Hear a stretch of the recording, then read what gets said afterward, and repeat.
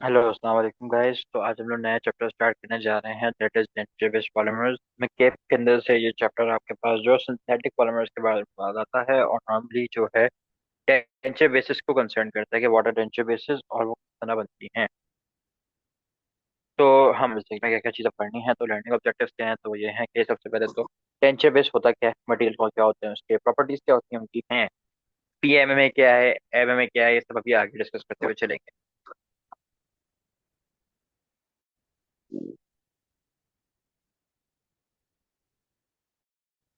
Okay, तो starting विच हमारे पास सबसे पहली चीज जो आती है वो आती है कि डेंचर जो डेंचर बनता है और डेंचर प्रोस्थेसिस जो हमारे पास नॉर्मली होती है उसमें आर्टिफिशियल टीथ होते हैं नॉर्मली जो अटैच हुए होते हैं बेस के साथ। जिस बेस के साथ वो अटैच हुए होते हैं उसको हम लोग डेंचर बेस का नाम देते हैं। ओरल टिश्यूज का, टीथ का, इम्प्लांट्स वगैरह का ना, तो डेंचर के साथ होता है इडेंचर। तो जो नॉर्मली लाइक मेल अडल्ट है तो नॉर्मली तो कंप्लीट आर्च ये होता है। इडेंटलिस कौन सी होता है या पार्शली।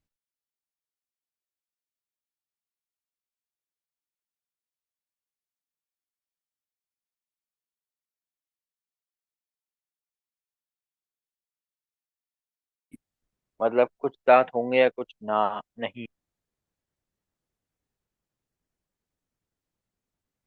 तना का आर्च होता है तो नॉर्मली यहाँ पे अगर आप लोग देखें तो टीथ प्रेजेंट हैं, तो this is an example of denture. Partially dentures में क्या होता है कि भाई कुछ दांत होंगे कुछ नहीं होंगे, ऊपर वाले पिक्चर में complete dentures, complete with no tooth in the jaw.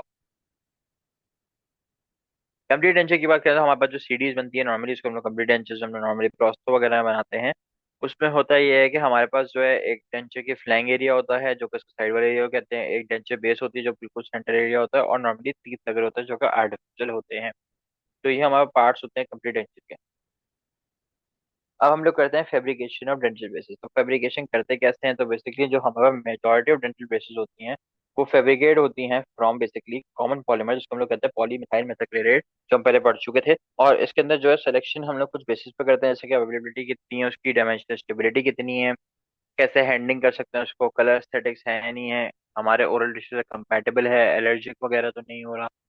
तो ये सब चीजें हम लोग देख के ही पॉलीमर को सिलेक्ट करते हैं कौन सा यूज करेंगे। अच्छा, अब सवाल ये आता है कि भाई हम लोग पॉलीमिथाइल मेथाक्रेट क्यों यूज करते हैं, ऐसा क्या है इसके अंदर? हम उसको एक्रेलिक रेजिन का भी नाम देते हैं, और ऐसा क्यों है? तो नॉर्मली इसके अंदर हमारे पास जो है बड़ी आसान सी चीजें ये हैं कि ये हमारे पास अच्छी डिजायरेबल क्वालिटीज देता है, एस्थेटिक अच्छे हैं, सस्ता है और आसान होता है उसको प्रोसेस करना। बट लाइक एवरीथिंग की अगर कोई अच्छी बात है तो बुरी बातें भी होंगी। डिसएडवांटेज इसमें ये होती है कि ज्यादा स्ट्रांग नहीं होता, बहुत जल्दी जो डिस्टॉर्ट हो जाता है, ससेप्टेबल होता है डिस्टॉर्शन के, थर्मल कंडक्टिविटी कम होती है और रेडियो लुब्रिकेट होता है। तो ये कुछ बातें हैं जिसके वजह से हम एक्रेलिक रेजिन की जो है यूसेज के भी पॉइंट्स हैं, थोड़े डिसएडवांटेजेस भी हैं कि क्यों हैं। ये किसके बारे में है, ये पॉलीमिथाइल मेटाक्लोराइड के बारे में। देन टॉकिंग अबाउट के भाई यूजेस क्या है पीएमएमए के, तो हमारे पास नॉर्मली डेंचर बेस्ड मटेरियल के तो आप यूज हो रहा है, हम लोग बात कर चुके हैं। रिपेयर वगैरह के लिए भी यूज होता है, अगर हम लोग टीथ वगैरह भी बनाते हैं तो उसमें भी यूज हो जाता है, कुछ शॉर्ट बनाने के टाइम पे यूज होता है। और एज कस्टमाइज ट्रे वगैरह बनानी है ना तो उसके लिए भी यूज करते हैं, कस्टमाइज इंस्पिरेशन ट्रेज हम लोग अलग से बनाते हैं तो उसके लिए भी हम लोग इसको एज अ सब्सटेंस यूज करते हैं। तो हमारे पास ये होता है एक्रेलिक का टेंचर, अगर हम लोग नॉर्मली आई गेस हम लोगों ने शायद ही बनाया हो किसी ने भी। तो इस तरह के टेक्सचर्स होते हैं हमारे पास एक्रेलिक बेस्ड, और इसमें रेजन वगैरह होता है, इस तरह हम लोग को सप्लाई होता है और इस तरह के डेंचर्स होते हैं। हमारे पास जो डेंचर्स होते हैं नॉर्मली जो हम बना रहे होते हैं उसमें हम लोग जो पॉलीमर यूज कर रहे होते हैं, पॉलीमिथाइल मेथाक्रेट, उसको क्योर करने के तीन तरीके होते हैं हमारे पास। एक होता है कि यहाँ पर हम लोग हीट से क्योर कर लेंगे, हीट क्योर हो जाएगा वो। एक तरीका होता है सेल्फ क्योर वाला, जब कोल्ड क्योर भी कहते हैं उसको, नॉर्मली सेल्फ क्योर होता है, ऑटोमेटिकली आप लगाओ बस थोड़ी देर में खुद ब खुद हो जाएगा। और एक होता है लाइट क्योर। लाइट क्योर में हम लोग यूवी लाइट देते हैं कि मिथाइल मेथाक्रेट जो पॉलीमिथाइल मेथाक्रेट में कन्वर्ट हो रहा है। इसीलिए चैप्टर हम लोग उसके बात करते हैं, हम लोग पॉलिमराइजेशन पहले पढ़ी थी, एडिशन क्या होती है, कंडेंसेशन क्या होती है, तो वाली वीडियो आप लोग देख सकते हैं।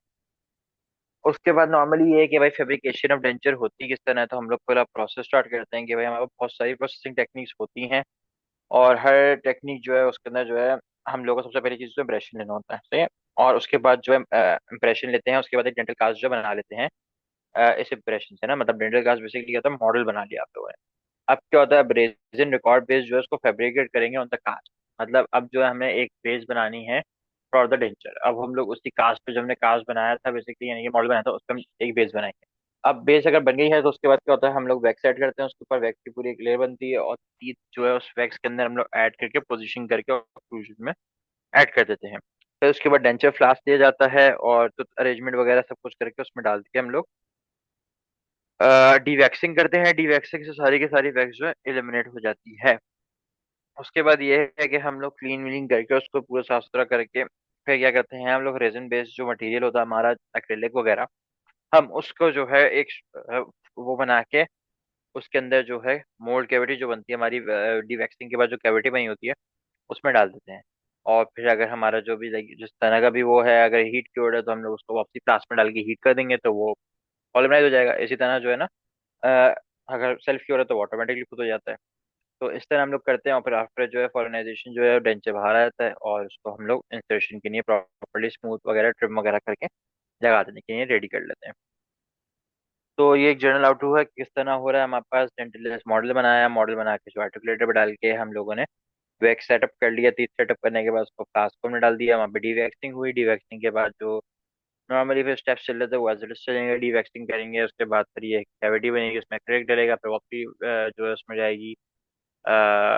हीट अगर क्योर हुआ तो हम लोग हीट करने के लिए वापसी कहीं ना कहीं डालेंगे, एंड इस तरह करके हमारे पास डेंचर बन के आ जाता है।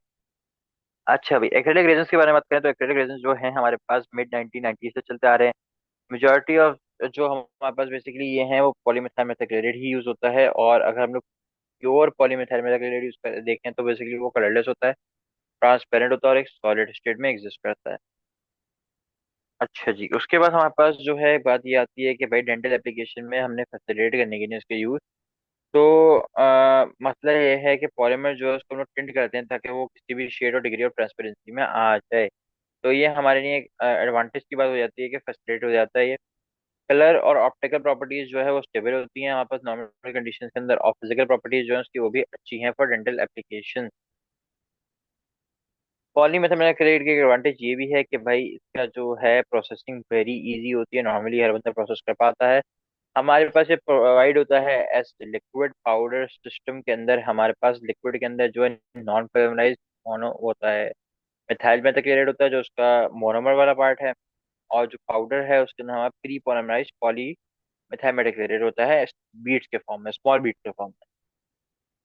तो जब हम लोग लिक्विड और पाउडर को मिक्स करते हैं एक प्रोपोर्शन में आके, तो डो लाइक मास बन जाता है, और उस मास को हम लोग जो है वो मोल्ड कैविटी जो हमने बनाई होती है डीवैक्सिंग के बाद उसमें डाल देते हैं, और फिर पॉलीमराइजेशन होके वो प्रॉपर एक प्रोस्थेसिस बना लेता है। तो ये सारी बातें वही मिलती जुलती हैं पहले की वाली। अब हमारे पास जो आता है सबसे पहले हीट क्योर रेजिन। तो हीट क्योर में हमारे पास क्या क्या चीजें होती हैं, तो उसमें पाउडर और लिक्विड मिल रहा था। लिक्विड के अंदर मिथाइल मेथाक्लेरेट था, मोनोमर में क्रॉस लिंकिंग एजेंट हमारे पास जो है इथाइलिन ग्लाइकोल वो होता है, डाइमेथा क्लोराइड होता है। ये जो है हमारे पास मैकेनिकल प्रॉपर्टी इंप्रूव करने के काम में यूज हो रहा होता है यहाँ पे क्रॉस लिंकिंग एजेंट। पाउडर वाले फॉर्म में हमने कहा था, बीट के फॉर्म के अंदर हमारे पास प्री पोलीमराइज होगा कौन सा, पॉलीमिथाइल मेथाक्लेट। और नॉर्मली यहाँ पे इनिशिएटर के तौर पर बेंजाइल पेरोक्साइड यूज हो रहा होता है, पिगमेंट्स वगैरह यूज होते हैं इसमें, ऑसिफायर्स यूज होते हैं, और प्लास्टिसाइजर यूज होता है, और सिंथेटिक फाइबर्स यूज भी होते हैं। प्लास्टिसाइजर यहाँ पे जो डाइब्यूटाइल फेलेट है, और सिंथेटिक फाइबर्स में हमारे पास एक्रेलिक नॉर्मली यूज हो रहा होता है। अब पॉइंट इस के आप लोग क्लासिफिकेशन तो वैसे याद करनी है, तो क्लासिफिकेशन आप लोग ये वाली याद कर सकते हैं। ओके, तो हम ये बोल रहे थे कि हमारे पास जो है पाउडर लिक्विड जो कंपोजिशन वाला पार्ट होता है, ये आपको वैसे भी सारे याद करने पड़ेंगे। तो ये इसमें कुछ भी लाइक क्वेश्चन हो सकता है, इनिशिएटर बता दो उसका, ये बता दो उसका, ये तो ये चीजें याद करने की ही हैं। अच्छा जी, अब हमारे पास जो नेक्स्ट चीज आती है वो यही है कि हमने क्या क्या किया उसकी समरी अगर देखें तो फ्लास्किंग हुई। फ्लास्किंग मतलब ये है कि फ्लास्क में डाला। डीवैक्सिंग बेसिकली ये है कि आपने वैक्स हटा दी सारी। उसके बाद हमने एक हम लोग सेपरेट मीडियम डालते हैं, सेपरेटिंग मीडियम डालते हैं, नॉर्मली वाटर सॉल्युबल होता है वो भी। उसके बाद आपने जो है एक्रिलिक का डो बनाया, और उसके बाद पैक करके एक्सेस को रिमूव कर दिया। हीट क्योर होता है अंडर प्रेशर। अब नॉर्मली हमारे पास जो है प्रोसेसिंग होती है, या तो वो आप करते हैं 74 डिग्री पे फॉर 8 आवर्स, या तो आप करते हैं पहले 74 पे किया, थोड़ा टाइम में इंक्रीज करके 100 कर दिया फॉर 1 घंटा। नॉर्मली 74 करा पर 8 घंटे की नहीं, पहले 1 घंटे की नहीं 100 पे कर दिया। या तो आप डायरेक्टली ये कर लो कि हम लोग 74 करें 2 घंटे की नहीं, और फिर टेम्परेचर बढ़ा के 100 कर दें फॉर 1 आवर। कूलिंग जो है वो हम लोग को स्लो ही रखनी चाहिए ताकि कोई मसला वगैरह ना खड़ा हो। कूलिंग करने के लिए ये नहीं है कि हम लोग आइस पैक में रख देंगे, रूम टेम्परेचर पर उसको छोड़ दें ताकि वो आराम से कूल डाउन हो जाए। अब हम जो बेसिकली मोल्डिंग कर रहे होते हैं वो दो किस्म की होती हैं, एक होती है कंप्रेशन मोल्डिंग और एक होती है इंजेक्शन मोल्डिंग। तो मोल्डिंग हमारे पास दो अलग अलग किस्म से हो रही हैं कि हम लोग डेंचर बेस को किस तरह मतलब पॉलीमराइजेशन कर रहे हैं, तो उसको किस तरह मोल्ड करेंगे।